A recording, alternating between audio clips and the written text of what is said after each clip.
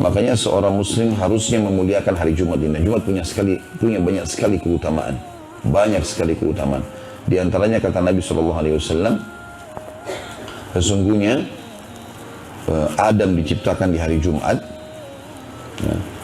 Dan juga kalau tidak salah dia diturunkan di bumi hari Jumat dan meninggal pada hari Jumat. Dan tidak akan terjadi kiamat kecuali pada hari Jumat. Riwayat lain mengatakan kalau tiba Jumat, maka seluruh hewan-hewan menengadahkan kepala mereka ke langit sambil menunggu apakah sangkakala akan ditiup atau tidak. Kalau mereka melihat sampai terbit matahari tidak ditiup sangkakala, berarti kiamat tidak terjadi. Ya, karena memang Jumat itu hari yang Allah tentukan khusus dipilih sebagai hari yang mulia bagi umat Muhammad SAW, sekaligus juga sebagai penentu hari kiamat. Dan Jumat ini dianjurkan sekali setiap muslim menjadikannya sebagai hari raya, berarti hari kegembiraan. Menggunakan pakaian yang bagus, menyiapkan makanan yang enak, ya, beribadah yang lebih bagus dari hari-hari yang lainnya. Makanya Nabi SAW mengatakan antara Jumat ke Jumat yang setelahnya, pembersihan dosa di antara keduanya. Jumat yang dijadikan tolok ukur gitu. Dan kita tahu juga keutamaan banyak sekali tentang orang, atau terutama kaum laki-laki yang pergi sholat Jumat. Ya. Siapa yang bersuci di rumahnya dengan sebersih-bersihnya, mandi yang bersih, kemudian dia menggunakan pakaian terbaiknya, kemudian dia menggunakan wangi-wangi yang terbaik yang dia miliki, kemudian dia menyisir rambutnya dengan rapi. Riwayat lain dia menggunakan minyak untuk menyisir rambutnya dengan rapi.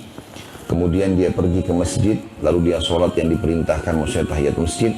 Kemudian dia tidak memisahkan antara dua orang yang sudah duduk. Jadi kalau memang sudah penuh saf, ya dia saf belakang. Kemudian dia mendengarkan khutbah yang disampaikan, lalu dia sholat Jumat, kecuali dibersihkan dosa-dosanya yang lalu. Jadi pembersihan dosa diberikan oleh Allah SWT pada hari Jumat itu. Ya. Maka sangat baik tentunya kalau orang menggunakan hari-hari ini sebagai hari libur.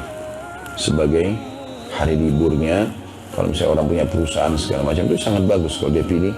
Misalnya kalau Sabtu Ahad diganti Kamis sama Jumat misalnya. Ya. Dan itu satu hal yang baik. Atau hari Jumat itu diberikanlah kelebihan-kelebihan, mungkin memberikan makan ya, kepada para pegawai atau apa sajalah. Mungkin itu adalah termasuk hal yang positif untuk merayakan hari Jumat itu. Dan itu keutamaan hari Jumat sangat banyak, tapi ini diantaranya. Kemudian makna daripada sebelum Yahudi dan Nasrani, karena ada hadis Nabi SAW mengatakan sesungguhnya Yahudi memilih hari Sabtu sebagai hari mereka dan Nasrani memilih hari Ahad sebagai hari mereka, dan aku diberikan petunjuk untuk memilih hari Jumat. Jadi makna sebelum kalian, maksudnya sebelum kalian dipilihkan Jumat oleh Allah, mereka sudah milih duluan. Yahudi minta Sabtu, Nasrani minta Ahad, seperti itulah. Oleh karena itu sabda Nabi SAW tadi, Yahudi memilih Sabtu, Nasrani Ahad, dan aku diberi petunjuk untuk memilih hari Jumat. Kemudian disebutkanlah salah satu keutamaan hari Jumat di sini. Ini bisa terikutkan dengan poin keempat tadi ya sebenarnya. Di dalamnya terdapat satu waktu yang bila seorang hamba memohon kebaikan kepada Allah di dalamnya, maka dia Allah pasti mengabulkan permohonannya. Jadi maksudnya di Jumat itu ada Allah khususkan di mana pasti diijabah doa. Tentu di sini teman-teman cukup banyak riwayat, tapi di antara riwayat yang menjelaskan adalah hari Jumat, hari yang diijabah doa. Itu ada sebuah hadis. Berarti menandakan sepanjang hari Jumat diijabah doa. Dan ini pendapat yang lebih tepat tentunya. Sementara ada dua buah hadis, yang satu riwayat Imam Muslim, satu riwayat Imam An-Nasai. Imam Muslim mengatakan, atau disebutkan dalam hadis ini, Nabi SAW bersabda, hari Jumat tidak ada seorang muslim yang berdoa kecuali diijabah sama Allah, dan fokuslah berdoa pada saat khatib lagi di mimbar, di khutbah kedua sampai diiqamahkan sholat. Makanya para khatib-khatib umumnya pasti berdoa di khutbah kedua, karena memang ini waktu mustajab. Tapi bukan berarti hari Jumat tidak diijabah, sepanjang hari diijabah. Tapi ini lebih pasti dan lebih tepat, ya, atau mungkin bisa dikatakan waktu yang lebih diunggulkan untuk diijabah. Riwayat yang kedua, riwayat An-Nasai, kata Nabi SAW, Jumat ada 12 waktu. Ya, kalau kita mungkin sekarang 12 jam lah ya. Dari subuh sampai maghrib, Tidak ada seorang muslim yang berdoa di waktu-waktu itu kecuali diijabah sama Allah. Maksudnya sepanjang Jumat itu. Dan fokuslah berdoa selepas asar sampai terbenam matahari. Jadi intinya semuanya waktu mustajab. Tapi dua waktu ini semestinya seorang muslim lebih fokus lagi untuk berdoa. Laki-laki dan perempuan tentunya. Perempuan pun begitu. Pada saat dia tidak sholat Jumat di masjid pun, karena sunnah boleh dia sholat Jumat di masjidnya. Tapi dia tidak wajib, bukan seperti laki-laki. Cuma boleh saja. Makanya di Masjid Haram Mekah sama Madinah tidak dilarang wanita masuk di masjid kalau hari Jumat. Bahkan di Madinah sama sekali tidak diubah tempat sholatnya wanita itu, dibiarkan mereka kalau masuk. Karena punya keutamaan dua masjid ini. Tapi lebih afdal dia sholat duhur. Gitu. Cuma karena Mekah sama Madinah punya keutamaan. Dan kalaupun tidak hadir ibu-ibu di masjid, tetap dia bisa kalau dia dengarkan sekarang seperti ada mikrofon pengeras suara terdengar. Pokoknya dari khutbah kedua, ya, mulai masuk khatib duduk lalu berdiri khutbah kedua sampai iqamah salat, ini waktu mustajab. Kemudian juga habis asar sampai terbenam matahari. Ini saran saya Bapak Ibu, ya, kalau pas tiba sore habis asar Jumat seperti pas kemarin, kita kan ini Sabtu ya, kemarin sore, maka sudah lowongkan duduk, walaupun cuma 10 menit berdoa kepada Allah SWT. Terutama pada saat menjelang terbenam matahari.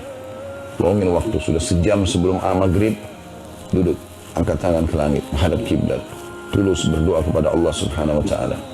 Jangan Bapak Ibu digoda oleh syaitan mengatakan, kan sekarang badan saya sehat, keluarga saya juga semuanya baik-baik saja, pekerjaan saya baik-baik saja. Berarti apa yang saya mau doa? Berdoa sama Allah. Ingat, saya pernah ulangi dan saya sering ulangi itu. Ulang-ulang saya ulangi ini. Kalau dalam bab doa lebih afdal dan lebih besar pahalanya, lebih Allah cintai, seseorang itu memohon kepada Allah agar nikmat Allah dipertahankan daripada musibah datang baru dia mohon dikeluarkan dari musibah itu. Jadi kita lagi sehat, lalu kita mengatakan, ya Allah, pertahankan kesehatan saya ini, ya, pertahankan kebahagiaan rumah tangga ini, ya, pertahankan keuntungan perusahaan ini. Itu lebih afdal daripada nanti sudah sakit baru minta disembuhkan. Memang baik kita minta disembuhkan, tapi sebelum itu mempertahankan nikmat lebih didahulukan daripada minta jalan keluar dari permasalahan. Oleh karena itu, justru dalam keadaan kita lagi puncak-puncaknya nikmat, di situ kita harus berdoa. Dan kata Nabi SAW dalam sebuah hadis, kenalilah Tuhanmu pada saat kau sedang lapang, maka dia akan mengenalimu pada saat kau sedang susah. Justru berdoa di waktu-waktu ini akan membuat kalau kita lagi ada musibah, naudzubillah, cobaan, maka mudah sekali kita berdoa, ya Allah sembuhkan, langsung sembuh. Karena di waktu dulu, waktu kita lagi lapang, kita sering berdoa. Nah, termasuk sekarang Ramadan ini tempat-tempat mustajab doa, waktu mustajab doa. Apalagi kalau berkumpul antara Jumat dengan Ramadan, ya, Jumat di Ramadan, kayak Jumat yang kemarin misalnya, itu luar biasa. Nah, jangan disia-siakan ini. Karena kita waktu akhir, waktu asar, itu hari Jumat, bertemu dengan waktu menjelang buka puasa. Yang kata Nabi SAW, sesungguhnya orang yang berpuasa itu punya waktu mustajab saat dia berbuka puasa. Maka ini juga maksimalkan berdoa kepada Allah Subhanahu Wa Taala. Mohon selalu agar dimasukkan ke dalam surga, diselamatkan dari api neraka. Di Ramadan ini ada pembebasan dari api neraka.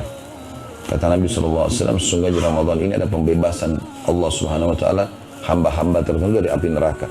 Ya, dan itu terjadi di setiap malamnya. Pembebasan artinya kata ulama atau utaqa minan nar, bahasa Arabnya, itu berarti dia akan dihapus namanya secara abadi dari neraka.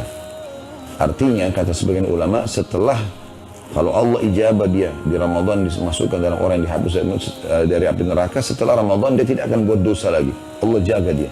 Sudah menjadi ahli surga tentunya. Seperti itu.